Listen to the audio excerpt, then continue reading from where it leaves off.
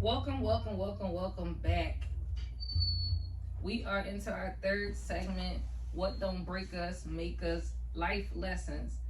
We now have the beautiful Miami Tiff in the building. Hey, how y'all doing? Welcome. Tip, I appreciate you agreeing. I inbox you. People don't answer their inbox half the time. I inboxed you and you was like, oh, all right, cool. So we didn't formally meet. Right. I saw you on Joy Boat Party. And Okay. I'm like, okay, I like her vibe. We didn't even talk.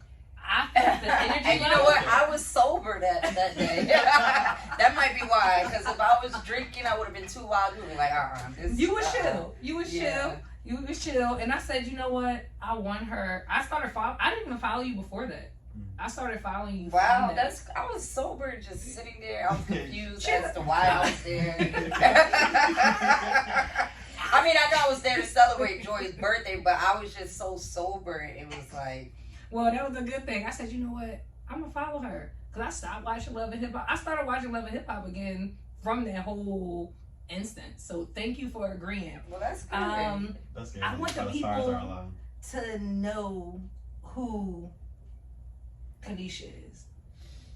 Kenisha is a mother, first and foremost, a daughter, a sister, everybody's favorite friend, an author, a director, a serial entrepreneur, crazy hustler. I always, compare myself to Superwoman. Because I am Superwoman. I agree. That's Kenisha. Who Miami Tip? Miami Tip. That's your alter ego? I wouldn't say my alter ego. Technically it is, right? Because it seems like Kenisha is different from Miami Tip. Kenisha is strictly business, very strategic, very calm, antisocial. Miami Tip is extremely social, wild, very spontaneous. Right. I think we all have that alter ego. Everybody knows. And what's crazy is that when people meet me, like in the nightlife or in the entertainment world, and I'm full of energy and stuff like that, and then but that's like around like alcohol and stuff, and those kind of settings. Then when they see me the next day, they're like, oh, you're not the same as yesterday, or why are you so quiet, or why? Because this is really me. Right. I'm on stage. Right. I'm on stage right there. Right. So we're going to tap into some questions. We created these questions so people can know who Miami Tip, is it Miami Tip was? Is that still who you are? Is it a collaboration of the two? Or you trying to get people to say, I'm Kenisha? I think Miami Tip is me. Like, Tip is me. Kenisha, people don't know me as Kenisha. Like, my whole persona, my stage, my presence, everything is Tip. Like, it was Tip Drill, and then I made it into Miami Tip for music purposes. I'm Tip though. That's what everybody knows me by. Even like my closest friends, they call me Tip now. Right? Okay. Nobody, and really like my family and my really close friends, they call me Kiki. So it was never really Kenisha. Okay. Got you. You know, and if you really know me, you gonna call me Kiki. If you hear somebody say Key, you know they know me. But for the most part, yeah, my mama called me sometimes and be like Tip. So I'm gonna ask you this question: can you share some personal journey or some pivotal moments that led you from being a stripper to becoming a mom, entrepreneur, and author? Well, yeah, I was a dancer first, but yeah, I was a dancer first, and then I had my son, and I went back to dancing. Over years, as you grow as a woman, I had my son really young. I started dancing really young. I didn't really have a lot of positive influences around me or people around me to influence me to do other things or take other routes. So dancing was like my first I was in survival mode, hustle mode. I had to get it by any means. It was no time to really have any real thought about it. So I just think with growth and over time, I elevated from dancing to writing my book. I had my accident, and I wrote my book. I took 2 years off, and during that time, that's when I wrote my book. And I'm a businesswoman, so anything I do, I look at it from the business aspect, and I really didn't take that book serious, but I'm naturally a writer. I grew up writing. I read a lot. Like, I'm an avid reader. So when I wrote that book, I wasn't thinking anything about business with it. I just wrote it. And then one day I posted it on Instagram, and I was like, oh shit, this is a whole business, you know? So I started taking it serious a little bit, but then I fell back, started dancing again, kind of, you know, when you start making dancing money, everything goes out the window, because it's like nothing compares to it. But that's like a, you know, an immature way of thinking, or just, you know, when you're in survival mode, you're not really thinking about elevating and doing anything else. Like selling books, yeah, I can make $1,000, but I can make $10,000 doing this. So it's, you know, but so after I became an author, I started taking that serious. I learned, and I'm one of those people that I master everything I do. I go to school for everything. I've been to school for so much shit. I never completed it, but I go to school and get the knowledge. There's nothing that nobody could tell me it can't be done. Right. Like, I hate for somebody to say it can't be done, and I like to be the one to be like, yes, it can be done. So after that, I got into with becoming an author. I knew that I wanted to turn my book into a series. I went to film production school. That's how I ended up becoming a director, because I really just wanted to be a writer, a script writer. And then I had an opportunity with this guy, and he was like, you know, I don't think that you should just be in the back. I don't think you should just be the writer or the producer. I think that you should direct it. And so I gave it a try, and you know, that's been going really well. Outside of, I have a boutique, Stay Fly My Sleepwear is an online boutique. I like money. And then it's like, you know, I have a family to take care of. I have people depending on me, so I have to keep going. I have to keep adjusting to, you know, society and everything that, you know, with all these changes and all this stuff. So I just keep evolving, keep elevating, and keep stacking. That's what the show is about, elevating, sharing our life experiences. When me and Rich was talking, I wanted to dance so bad when I was younger. And it wasn't, I don't see nothing wrong with it. I dance like ballet and jazz and stuff like that, but I always loved it. So I told Rich the other day, I actually went to the strip club, everything. I couldn't do it. I was so scared. Really? I was so Well, scared. a lot of people like that. Even when I first started, I don't think I knew what I was getting myself into. Like, I was just, I came from a dance group. Like, I grew up dancing, like, I was in like the booty shaking groups. Like, I always knew how to dance, and we were always performing, so I was already used to performing. And then I seen like the stuff that my homegirl was getting out of it. I don't think I had time to be nervous, because my mom wasn't with me, my dad wasn't with me, you know what I'm saying? So I didn't have time to be nervous about it. It was like, nigga, do or die. And as you get deeper into, like, I came in the game, I'm like very naive, I'm very happy go lucky. I'm like, yeah, you know, just happy. And then that shit just turns you into a whole savage. So I don't think I even knew what I was getting myself into, but the money is what kept me in it. And the money will have you consumed in it, and you know, it'll just, you know, all money ain't good money. Like, sometimes the money ain't even worth it, but you don't know it until you're going through it. Getting older. I guess that's safe to go into our next question, is asking the experience that you gained as being a dancer. How did that help with you within motherhood and just becoming an entrepreneur? Honestly, dancing outside of the money, I mean, it turns you into a whole type of person. Like, you look at things differently, you see a lot, you look at men differently, you look at women differently. And I don't want to say that dancing did nothing for me, because I didn't learn to value a dollar until I stopped dancing. Like, I have more money now saved up, and you know what I'm saying, than I did as a dancer making $30,000 a month, because I didn't have the financial literacy that I have now. And because I'm not making as much money as quickly as I was as a dancer, it forced me to gain financial knowledge, because now it's like, yo, where is this money going? Why is it going here? Like, I'm one of those people that I don't look at gas prices, you know. Right. I'm just pulling up like, yo, $50 on the gas, $100 on the gas, or I'm going to the supermarket, I'm buying whatever I want, just don't. But now it's like, okay, let's put that back. Let's buy one, get one free over here. You know, the gas is $3 over here. We gonna go over here. You know, so I really didn't gain financial literacy until I stopped dancing. I wouldn't regret it though, because I learned a lot. It made me a tough woman. I love the way that I look at things. Some things I don't like the way, like it definitely, I look at men differently.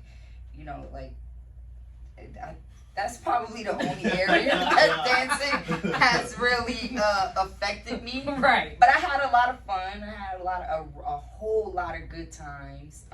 I didn't go through, you know, when people hear a dancer or a stripper, they start thinking of girls selling ass, selling pussy, or going in the back rooms and stuff like that. And you do have those girls. There's girls that, you know, because of whatever upbringing they had or however they got in the game, that's all that they know. You know what I'm saying? By the grace of God, I didn't have to suck them to that. You know what I'm saying? So I didn't have any bad experiences. I don't regret it.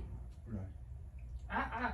I'm cool with that. That's why I said I was about to be on that pool too. The money was looking real good at the moment. Yeah, so my experience, like, it definitely shaped me, especially on a business end. Like, I just don't take no shit. I'm straightforward. And dancing, because, you know, you're not taking, like, it's like, nigga, you owe me this right now. Right. Money up, you know what I'm saying? And this is, we negotiate before we even start. You know what I'm saying? So, and I use that in all my business. Like, I treat a lot of my businesses just like the strip club. Powerful. It's all, and I feel like politics is like the same way politics and the way the strip club moves. It's like, it's all the same shit. Everything pretty much is politics. Right. You know what I'm saying? And unless you understand that, you're really not gonna get far. Like, even as a dancer, there was different, like, girls, not everybody. People be like, how she made all that money? They'll just think, oh, it's because of the way I look or because of the way I dance. No, nigga, I was paying the right people to get on stage at the right time, paying the right people to pick up my money. I was paying the right people. I was doing the right shit at the right time. This shit was a whole production. Yeah, it wasn't just me going on stage dancing. Nah, nigga, I was paying the DJ hella money to shout my name out a million times, make everybody look at me. You know what I'm saying? Create your own brand. Right. So. And that's because I understood what it was. Right. I didn't go in there just depending on my looks and my stage set. Nah, it worked. Sometimes you get lucky, but really this shit is a whole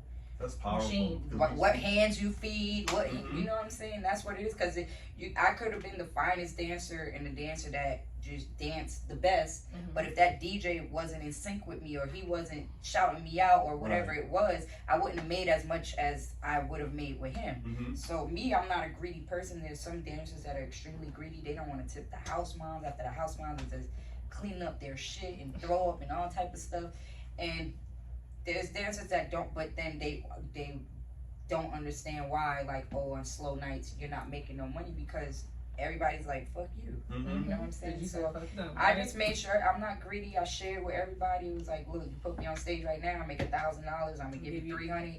You know what I'm saying? And I like that so much because it goes back to what we talked about earlier in the show, as far as, you know, a lot of people have brands, not even on just that part, but more so just like with social media. People they're good with the basic, but they don't take extra steps to elevate, to push what they're trying to do even greater. And with you saying what you're doing in the club format of paying a DJ extra to shout you out and doing these different things, you created a lane to boost what you're doing, to amplify what you're doing. Right. And I feel like that's with every business. That's really what it is. Even like as an artist, me doing music, it was all of it. You're not gonna. There's some people, 1%, that might get lucky and break through. You know what I'm saying? But for the most part, the reason I stopped is because I got tired of feeding people. Like, you gotta pay motherfuckers. That's just what this shit is. And if you don't understand that, the whole game will eat you alive, and that's in whatever game you in. So you have the book, the bottom line. Can you tell us about the book? What inspired you? Like, I read the book. Trinity, I think I'm glad you put Trinity first, because that made me like, damn, like 13, like it. You know how people have that perception of, not me, because I'm very open-minded, but people have that perception of stripper, nasty, this, nasty. But you don't know the backstory. Right. If you knew the backstory, you wouldn't judge as much. And that was my purpose for writing that book. And that's why I put, 10 different women from 10 different walks of life, because you have a girl in there who comes from rich parents, a well-off, family, but her family didn't give her a lot of attention. So now she gets with the wrong friends and she's getting the attention in the strip club. So it wasn't like, that was my purpose for writing the book. Like, you never know a woman's story or why she made that, life-changing decision. And then with that game, with fast money, you get consumed into it, and the game can take over you. It's only like, that game is not for the weak-minded. And, if you let it take over you, it will. But that was my purpose for writing that book, because people are so easily, like, there's a stigma that comes with stripper. Right. And a lot of people don't. And I know so many women that they have different stories on why, some women grew up being sexually molested, and, they get into that game. Some women were on the streets, they get a man who's not, they're naive, he's putting them like in the Trinity story, he's building them up. So everyone has a different story of why they make those decisions, and I don't feel like women should be judged for that. I agree. Now, I feel like now if this woman is doing it and just consistently doing it and not evolving or changing, then clearly there's something wrong. But, being a dancer, sometimes it's just a stepping stone to greatness. Where you want to go. And that's why, like you said, having that plan where you taking it like, I'm doing this for this, and then it's getting me to this, and then I'm getting to... It's a business. Right. If you treat it like that, you can get in there and don't, and you get consumed by it. And she took the whole dancing game to another level behind that business mindset and things like that. Many people have that preconceived notion about dancers. How have you navigated social judgment, the stereotypes in your journey? Like, what made you say, F them, I'm out here? Yes, it was my family, me being broke, or them. Like, it ain't really no time to think about what nobody thinks. And I think because of that is why I'm still like that. I don't care what nobody thinks. It is what it is. What advice do you have, like, for other women who inspire to just pursue entrepreneurship, authorship, or managing family responsibilities? Like, what advice do you have for them? I just feel like everyone should have a goal, and whatever you get into, like, what is the next step after you achieve this? What's the next step? Because then you're just going and running around like a chicken with no head, and you don't really have no direction. So I feel like going in, if there's a money goal, or if there's a certain place you're trying to be in, just have a goal going in. Okay. Can you share like any like experiences that you've experienced that kind of help you with just getting through that our listeners making like in entrepreneurship? Or your journey in general. Okay, so like as a dancer, a lot of people always say, what advice would you give to an up and coming dancer? I always say to have a goal. Like, what is your goal? Is it to save this much money? Is it to get through school? Whatever it is, because if you don't have a goal, you're gonna be fucked up. Because now after you get the money for this and you don't do that, or if you don't know what you're doing, you're just making all this money, which was kind of like, for me, my only goal was to take care of my family. That was coming. But outside of that, I had no investments, I had no passions or nothing like that. So I'm just making all this money and blowing all this money. The same thing when I got into the clothing line, the e-commerce store that I have, I used to pray to God, like, man, I need another job that I can make the same amount of money that I made dancing. And the damn e-commerce was like, I had 50 onesies that I bought, but they were just sitting in my living room. I would pass these onesies every day, going to work as a stripper, going to work, passing these 50 onesies. Then COVID came, and just one day I went live. It was after a reunion for Love and Hip Hop. I go live, and I'm in the onesie, and I sold like 250 onesies that day. Now, mind you, I didn't have no website, no nothing. I'm just and so I had to hurry up and call my homeboy Google. He's like a photographer and everything. I hit him up. He did the Shopify store for me. I hurry up and did that, and then like I didn't have 250 onesies, so I had to buy more onesies, right? And that took a couple weeks. I had to lie to people and say it was because of COVID that it was taking long for the onesies, right? But even with that, there was no plan because eventually it was like, okay, I want this to be bigger outside of onesies. I want to sell regular clothes, and then I want to get my own, clothing line and stuff like that. There started being steps being taken, but in the beginning there was no goal. So I'm just making this money. God answered my prayers and gave me the ability to make the same money because I'm making 30 grand a month selling clothes on e-commerce. You know what I'm saying? So God gave it to me, but in the beginning I did fuck up because then it was just like, damn, this free money. I'm doing this shit from home. I ain't gotta go to work. You know what I'm saying? But it was the wrong mindset until I had a goal. When did you stop saying, I'm done with dancing? I can do other stuff. One day I woke up and I was like, I'm done. I just woke up. This was it was like November before the COVID came, and I had been getting drunk too much, and people it was a lot, and I just woke up and said I'm done, and I ain't go back. And what did you had already had stuff in place, or were you? No. Oh, you just. So at that November when I woke up and I said I'm done, I partied. I partied from November to the end of March. I partied from November to the end of March, probably like April. And when April came, I was like, wait, I gotta, that's how I got into the e-commerce thing. Because it was April, Love and Hip Hop Reunion aired, and then I got into the e-commerce thing, and then that until now that keeps. So was it like my pockets running low? Let me. Right, I gotta figure something out. Right, and then, but it wasn't no plan. Right. That the onesie thing just was like, my friend had told me to start selling because I always wore onesies. So he was like, you should sell onesies. Your brand. He said, I'm gonna give you the game. He broke it down to me, but I was making money at work, so my onesies is just on the floor in the living room, and I'm walking past these 50 onesies every day. Right. Like it was no goal or nothing. And when I woke up that day and said I'm done dancing, there was no goal. Like I didn't know what the fuck I was gonna do, but I just gone live one day and sold 250 onesies. I only had 50. I had no idea about the e-commerce game, nothing, but I learned really fast. Because I'm like, oh shit, this is a business. What's next for project ventures? The next, say, 10 years.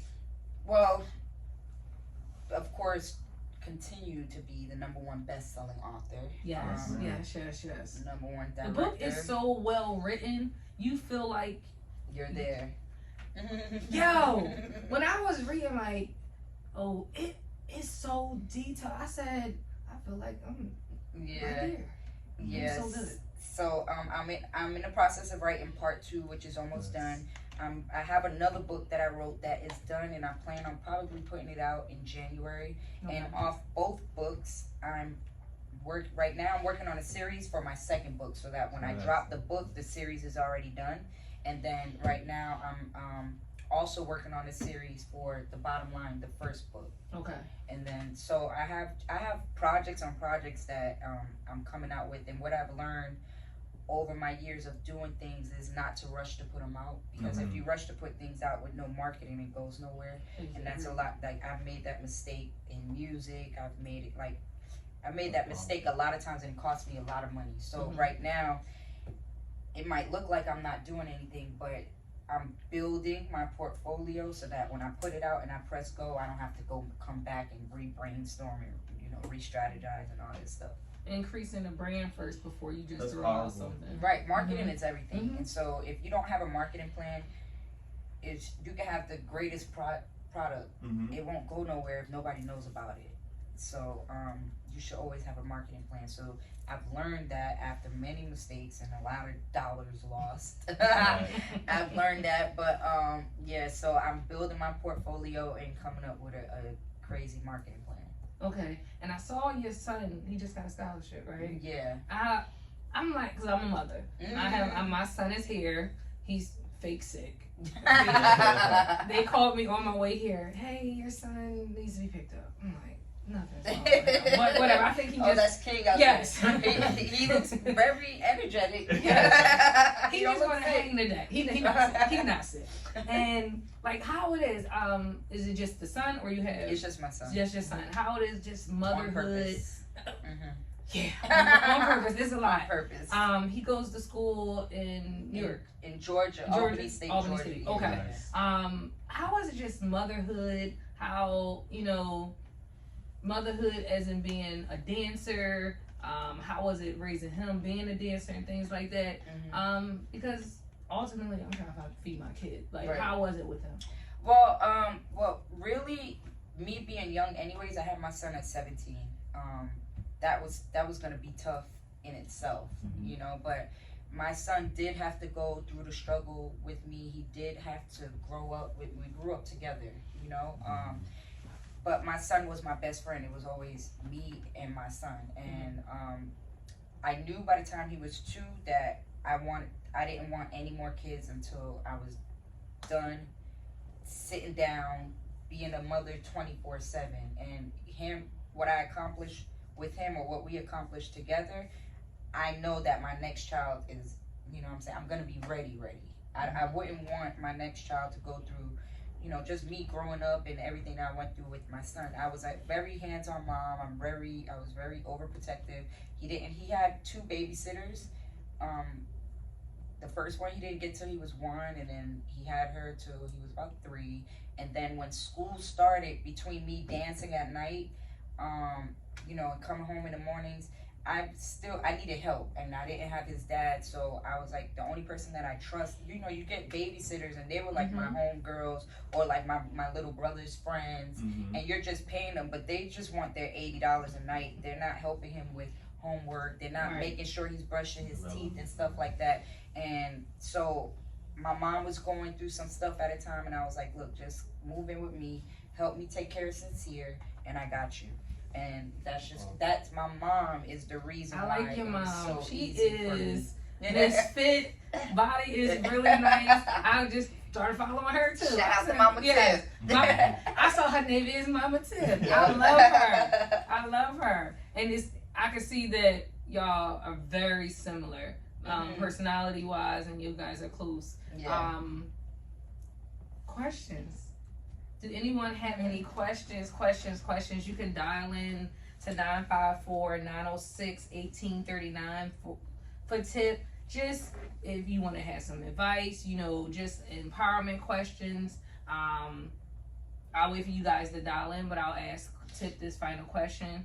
What message or inspiration or empowerment do you want to convey to your audience, particularly those who are facing challenges, basically trying to get through some shit? Because like we said, this new slogan, life be lifing. Like, what advice do you have, just people facing challenges right now? Because money is tight for people. Shit just going on. Everybody just out here like, right now is the best time to soak up something. You got to come up with a master plan. So you need to be out here studying. All I do is study all day, watch YouTube, read books. I'm putting, because nigga. You say nigga. We gotta make something happen. We cannot get lost in the sauce. And the way this world is turning so fast, it's like you gotta keep up. You gotta keep up. So we here with Miami Tip. She's leaving the building. We want to thank her for coming in today, just sharing her story and just empowering. We can learn from each other, for real. It's called Elevate with the Boss for a reason. I hope you guys left with some inspiration, with some personal growth. It's Elevate with the Boss. Thank you, Tip, for coming. I appreciate you. Thank you for having me. Thank you, guys.